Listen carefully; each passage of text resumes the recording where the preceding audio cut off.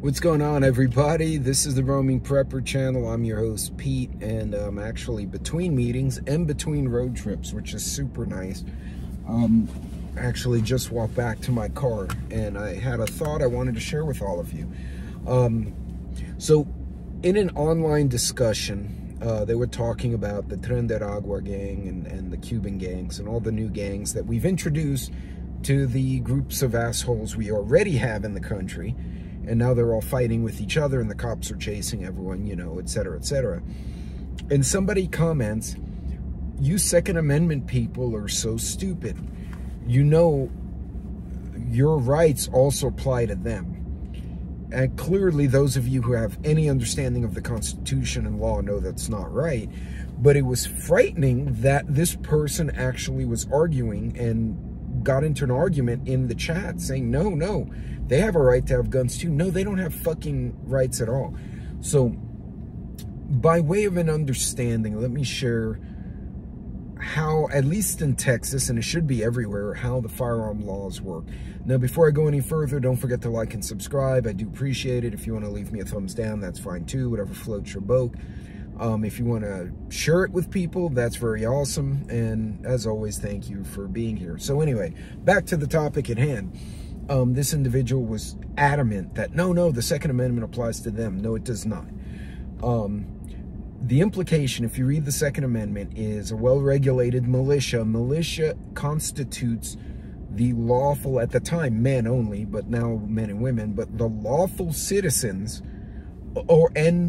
or residents of the community may be part of the militia, which, if hypothetically in the larger picture, would be the armed and or militant citizen. It would be the citizen who could defend the community, defend the home, the state, etc. as needed. That was the whole concept behind militia. Militia was not a National Guard, which in its present form really didn't exist until like World War II. Or in the 1900s, like the first 150 years of the country, there was no National Guard. Every state had a militia, and then there was a federal army. And the militias were not National Guard. They were not, you could not call them by the president. It was a much different affair. To the topic of Second Amendment, I can speak firsthand to this because, aside from being very good friends with several FFLs, I have co-workers who were, I guess you could say, migrants. They came here via the company, right? They came here to work, and they were expats, I guess what you'd call them, really not a migrant because they're expats, with the company. And one of them decided to stay. He was from Canada, and he's like, no, fuck it, I'm going to stay in Texas, which was fine because we like the Canadians here anyway, especially fun ones like him. At least two people, one from Canada and one from Venezuela, have come here as professionals, and then they said, no, you know what, we're staying here, screw it. So they went to get their green card the way they're supposed to, which is a convoluted process, by the way, but that's a whole nother video. Long story short, we went to a clay shoot. He could borrow the shotgun for the event, and then he had to give it back to me, legally speaking. But one of the guys won a gun, and he could not claim the gun because he was not a U.S. citizen or a green card holder. So we actually had a conversation with that FFL at the clay shoot.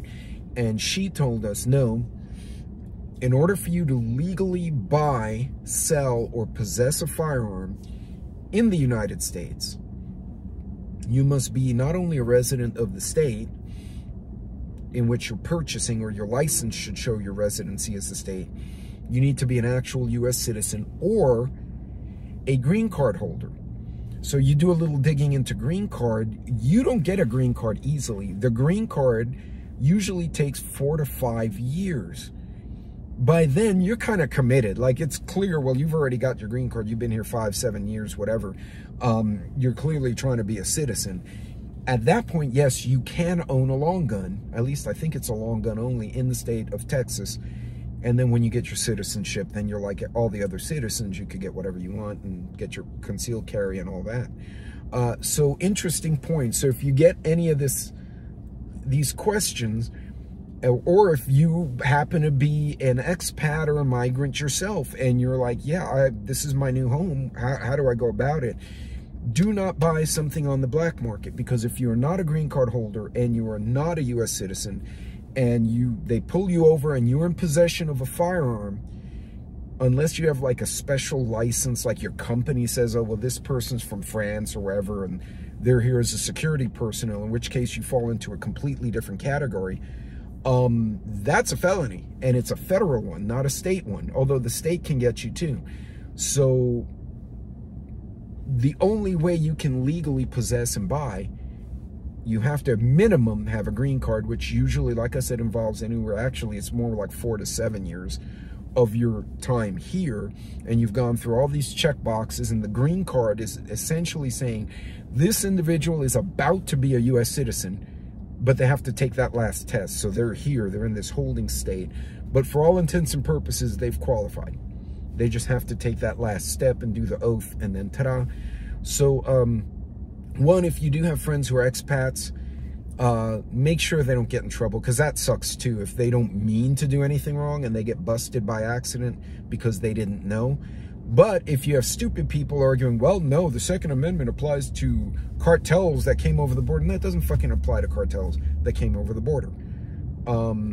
U.S. citizen, minimum green card, and the green card basically implies you've been here roughly 4 to 7 years. So, and you've done all these check boxes to get from, legal migrant to green card holder. Green card is a big deal.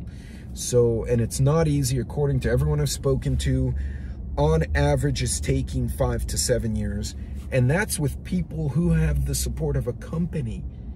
I don't know how long it takes, the average, somebody from wherever comes here and goes, oh, I want to be a U.S. citizen, I want to have the American dream, I want to work, etc. And they don't mean any harm.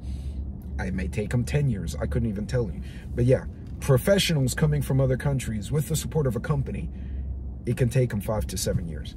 So, not easy, but keep your expat friends out of trouble. Now, they can borrow. I believe they can borrow temporarily for the purpose of a sporting event and or hunting.